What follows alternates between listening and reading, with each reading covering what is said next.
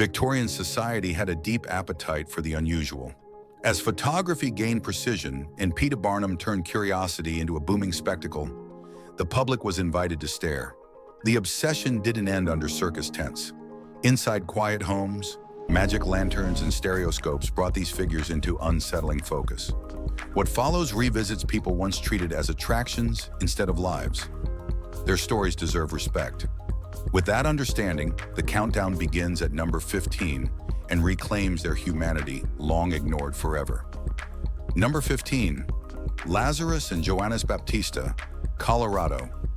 Long before modern medicine offered explanations, Europe faced a reality it barely understood. Lazarus and Johannes Baptista were born in Genoa during the early 17th century, joined together in a way that challenged belief. Lazarus was healthy, alert, and able to walk freely. His brother Johannes remained attached to his chest and abdomen, alive but largely unresponsive and unable to move independently. Together they traveled across Europe, studied by physicians and presented before royalty, including King Charles I and Queen Henrietta Maria. Audiences gathered out of fascination, fear, and confusion. Away from public view, Lazarus covered his brother with a cloak, protecting him from constant attention. He later married, raised children, and carefully controlled when and how they appeared. One account claims he killed a man after relentless taunting. The court refused execution, unwilling to condemn an innocent brother. Survival became both burden and shield, leaving history unsettled. Number 14, Mirandejo. Mirandejo became known throughout Europe as a man who could not be harmed. Born in the Netherlands, his early life appeared ordinary. He worked in design, lived quietly, and experienced nothing unusual. Everything changed in his early 30s after a series of intense dreams convinced him a higher force had chosen him. Dejo abandoned his career and stepped into public view, allowing swords, daggers, and steel spikes to pass through his body without visible injury. He performed in small halls and underground venues, inviting strangers to pierce his torso. He swallowed glass, razor blades, and metal objects, convinced his body was protected. Dejo believed his condition carried a spiritual purpose, meant to guide humanity away from material obsession. In 1948, he swallowed a steel needle to demonstrate faith. Doctors removed it surgically. 10 days later, he died from an aortic rupture at 35. His certainty outlived his body, leaving questions unanswered. Number 13, Commodore Nut George Washington. Morrison Nut was already entertaining crowds when P.T. Barnum encountered him in 1862 at a struggling country fair. Disturbed by the boy's treatment, Barnum claimed he paid Nut's parents $30,000 for a contract promising education and care. Renamed Commodore Nut, the child became an international sensation, charming audiences and royalty alike. Fame, however, carried consequences. But Barnum's other star, General Tom Thumb, fell for the elegant Lavinia Warren. Admiration turned into rivalry, eventually erupting into a public confrontation on stage. When Lavinia married Tom Thumb, Nut's heartbreak lingered for years. Despite this, he remained with Barnum's company, performing musical and comedic routines that drew steady applause. As adulthood arrived, he gradually stepped away from the spotlight. He remained respected within circus circles, remembered not for stature, but for emotional depth, pride, and endurance that survived disappointment. His legacy rested quietly beyond spectacle. Number 12, Little Angie. Angelo Rossito built a career without demanding attention. Standing 2 feet 11 inches tall, he appeared across film and television for nearly 60 years. Audiences saw him in childhood favorites, cult horror films, and late-night reruns, often positioned at the edge of the frame, yet impossible to forget.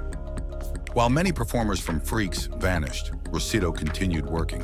He became the answer whenever a role required something specific and rare. When he played Little Mo on Beretta and Master in Mad Max Beyond Thunderdome. Between roles, he ran a small Los Angeles newsstand, uninterested in celebrity. Work mattered more than recognition. From Dracula versus Frankenstein to H.R. Pufnstoof to The Beloved Rogue, he showed up consistently. He didn't rely on novelty or pity. Persistence carried him forward. His presence became familiar, steady, and lasting, proving endurance often matters more than spotlight. He remained visible by simply staying. Number 11. The religiously tattooed woman. Artoria Gibbons never intended to become a spectacle. Born in Spokane, her life changed after marrying tattoo artist Charles "Red" Gibbons in 1912. To promote his work, Red transformed her body into a vast canvas, covering more than 80% of her skin with religious imagery inspired by Renaissance art. Saints, angels, and biblical scenes turned her into a living monument of devotion. Performing as the religiously tattooed woman, she drew crowds who shifted from disbelief to admiration. Her appearance blurred boundaries between faith and exhibition, belief and art.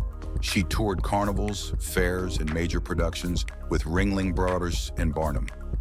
Unlike many tattooed performers who faded quickly, Artoria remained active into her 70s.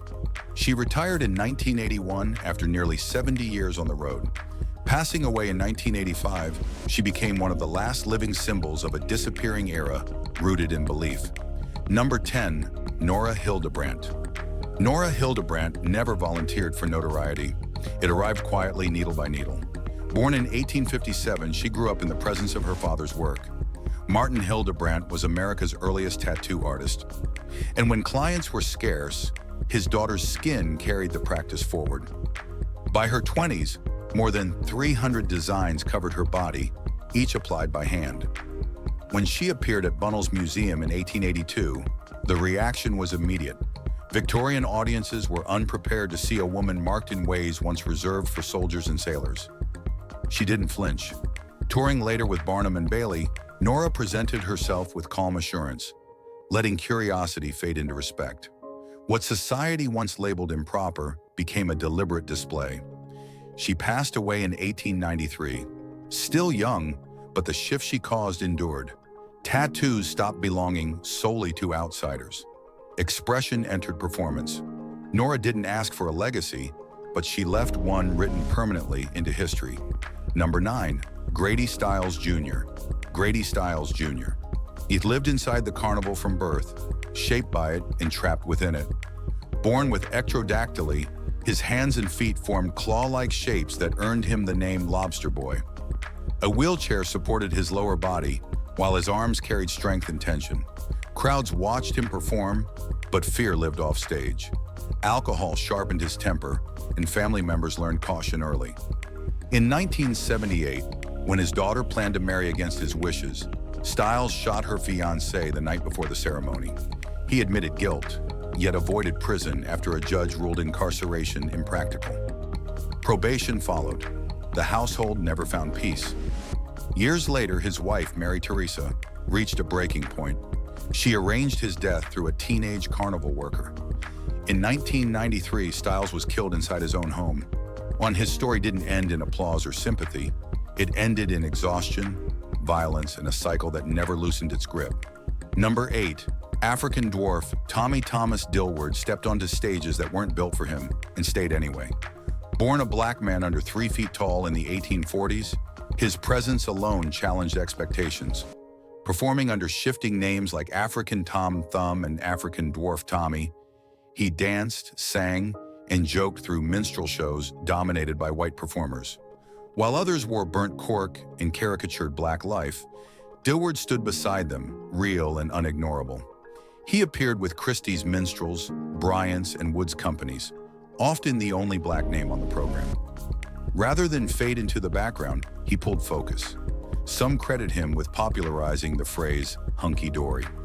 Over time, he moved into all-black troops, trading token roles for authority. He didn't just survive exploitation, he navigated through it and out the other side. When he died in 1887, he left behind more than novelty. He left evidence that rules could bend. Number 7. Princess Raja. Princess Raja didn't drift into fame. She earned it through control, risk, and presence. Rising during America's fascination with Oriental dance, she balanced spectacle with discipline. Coney Island crowds noticed first. Broader recognition followed when she performed at the 1904 St. Louis World's Fair, captured on surviving Edison film. Her acts blended elegance with danger. The Cleopatra dance, snake routines, and the Arabian chair act, where she lifted a chair using only her teeth, demanded strength masked as grace. So theater owner Willie Hammerstein saw her at Huber's Museum in 1909 and brought her to the Victoria Theater, vaudeville's most coveted stage. Raja toured the Keith and Orpheum circuits, earning up to $1,000 weekly. A brief marriage ended quietly, but her career didn't. As vaudeville dimmed, she continued performing. Many vanished when trends shifted. Raja didn't. She adapted, endured, and stayed visible long after the spotlight narrowed. Number 6, monster show maven. William Cameron Coo never needed applause. He built the conditions for it. Born in 1836, he entered the circus world early, learning how shows failed before anyone understood how they succeeded. He ran sideshows, managed movement, and studied logistics when spectacle alone wasn't enough. Partnering with P.T. Barnum in 1871, he helped launch the massive traveling enterprise that followed. Barnum sold wonder.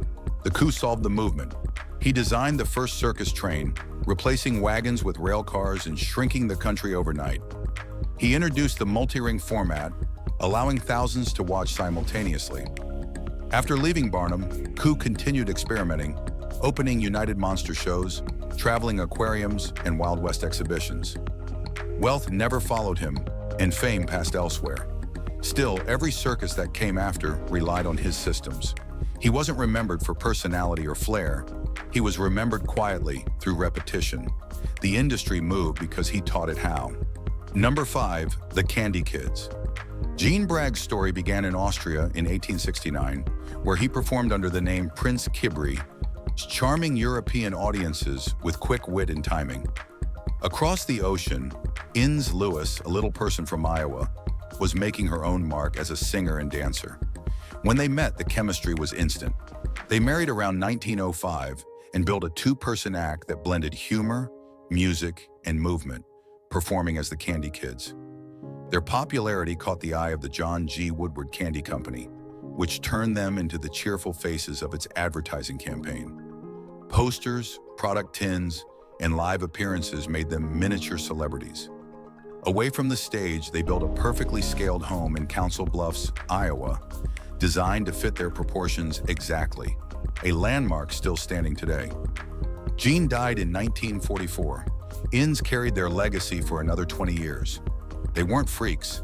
They were entertainers who turned partnership into permanence, a sweet reminder that showmanship could be both joyful and dignified. Number 4, Colonel Speck Fleming W. Aki didn't need height to command a room. Born in 1863 in Moravia, he grew to 4 feet 4, but that was the least interesting thing about him. From childhood, he was drawn to music, performing locally before joining the Tremaine Brothers troupe in 1875. Barnum himself tried to recruit him when he was 13, but Aki's family said no. He studied music in New York, met Tom Thumb and Lavinia Warren, and joined their Lilliputian Opera Company, touring across North America. When a crooked manager ran off with the troupe's money, he kept working until his voice gave out. Then he shifted gears entirely, running a photography studio, a telephone exchange, a bus line, and leading Huff's cornet band as drum major. Locals later called him Colonel Speck. By the time he died in 1946, he'd done everything he wanted, proving a short man could still live a tall life. Number 3, Major Edward Newell. Edward Newell never had the height of a leader, but he carried himself like one. Barely 3 feet tall, he became one of Barnum's best-known performers, often billed as Major Edward Newell or General Grant Jr. His fame wasn't only his size, it was his composure. In 1877, his marriage to Minnie Warren, sister of Lavinia Warren, Tom Thumb's wife, became a national headline, complete with lavish ceremonies and press coverage. But tragedy came quickly. Minnie died a year later during childbirth. Newell disappeared from American showbills and resurfaced in London, rebuilding his life quietly. There he met Marianne Drake, a woman of average height, and found a new audience in variety halls. Unlike many of Barnum's acts, he aged with dignity, not scandal. He worked steadily until he died in 1919. To his peers, he wasn't a novelty. He was a professional, one of the few who turned showmanship into a lasting, graceful art. Number 2, Princess Nellie and Major Stanley Joubert. Stanley Joubert knew his size could draw eyes, but he made sure people stayed for the show. Standing somewhere between 3 and 4 feet, he worked every small-town fair and tent circuit in America. His partner, Nellie Francis Way, barely 30 inches tall, was a violinist with a gentle presence and sharp wit. Together, they became Princess Nellie and Major Stanley, a duo that blended music, banter, and humor into something tender and genuine. They toured with the Otis Smith Circus and the mighty Doris Colonel Francis Ferrari Show, living out of a tiny truck that served as both home and stage.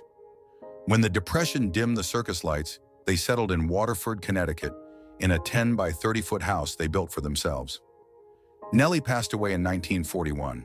Stanley followed years later. Their names faded, but their life together stayed remarkable.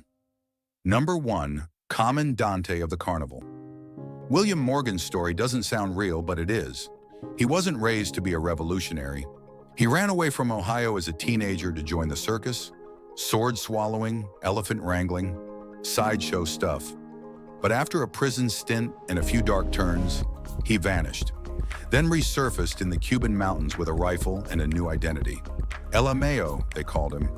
In the late 1950s, he fought alongside Fidel Castro, leading rebel troops and becoming a national symbol. Cameras followed him, the posters were made, and when Castro's promises soured, Morgan flipped sides. That move got him executed by firing squad in 1961, just weeks before the Bay of Pigs. He was only 32, no medals, no second chance. From carnival to combat, his life skipped logic. Even now, nobody's quite sure if he was a hero, a drifter, or just a man who refused to sit still. We hope you've enjoyed this video. If you did, be sure to like it, share it, and subscribe.